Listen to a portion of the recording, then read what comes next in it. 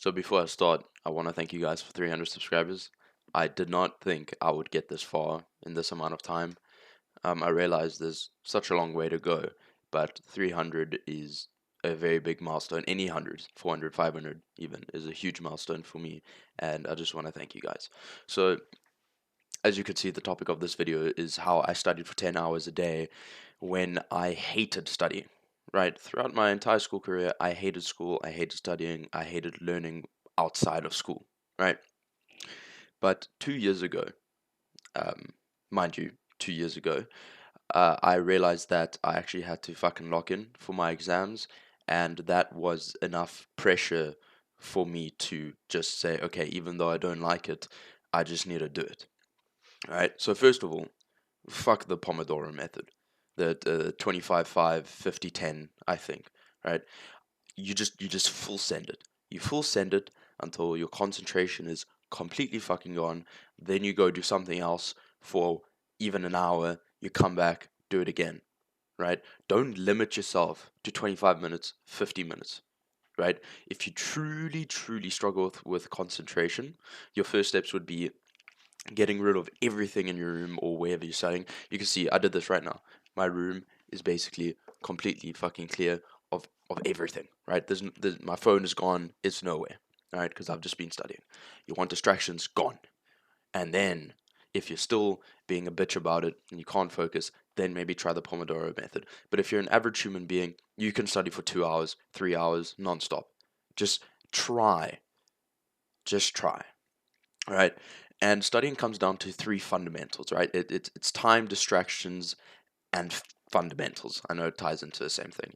So, time is obviously the amount of time you study, right? But it also depends on the time from when you're studying and when your exam is, right? I only locked in about 2 weeks before my exams. And then I realized, okay, to get the mark that I wanted, I needed to put in 10 hours a day or something like that. Some days I went up to 14 hours. Some days I did 6 hours, right? But you need to push yourself depending on how much time you have left before your exam, right? Second of all, is distractions. As I've mentioned, you want everything out. It's just you and the fucking and the paper. If I had a choice, I would rather sit in a blank fucking room with no color, no nothing, and just me and the paper.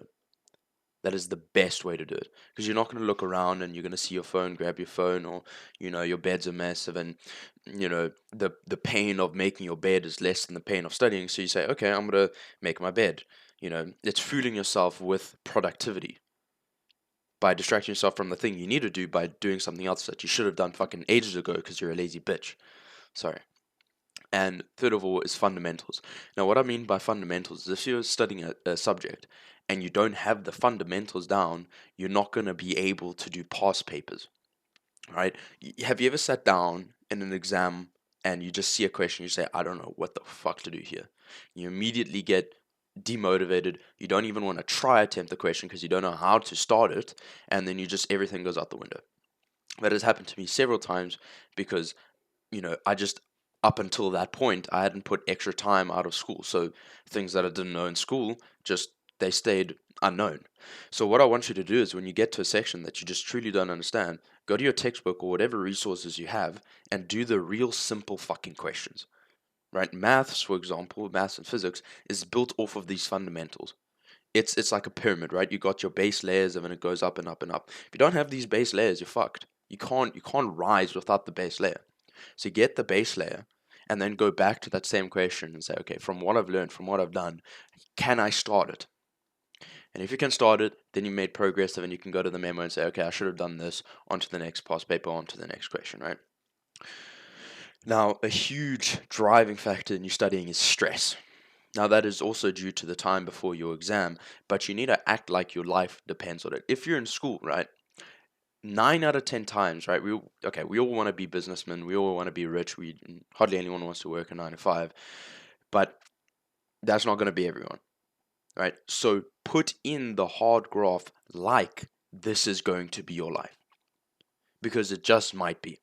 And then you don't want to be sitting at the end of your school career and say, okay, I don't have the resources available to start a business, but I've also done sweet fuck all in school, so now I'm fucked.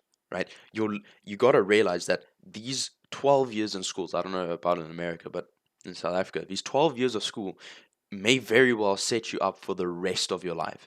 You take what you learn from school into the rest of your life. You forget that's the whole point of school, is to prepare you for life.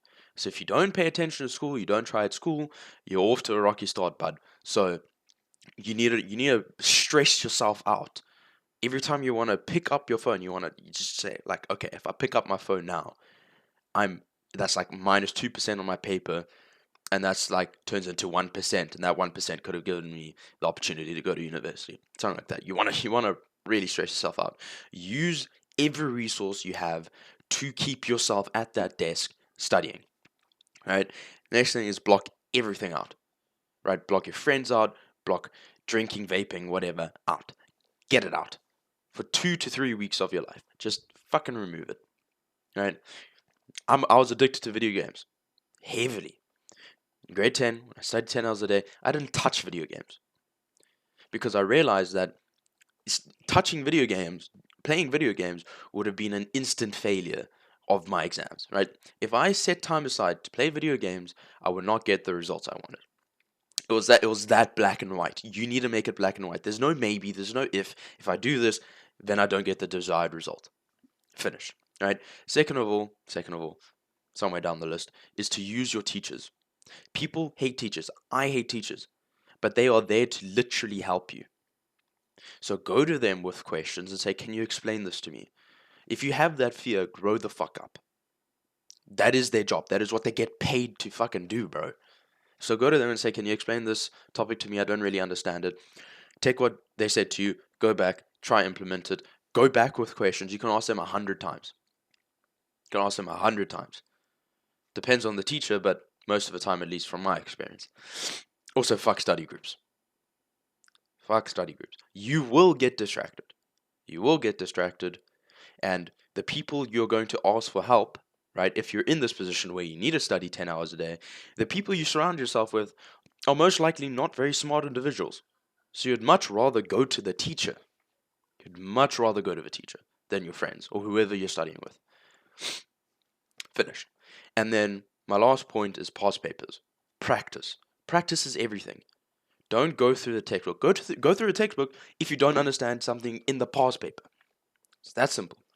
Cool. You do a past paper, don't understand this, go through that section, learn the theory, do some practice, go back.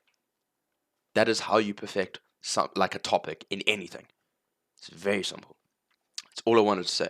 It's an 8-minute fucking video, and this is what got me 90% in some exams that I usually get 50 and 60% on. So cheers.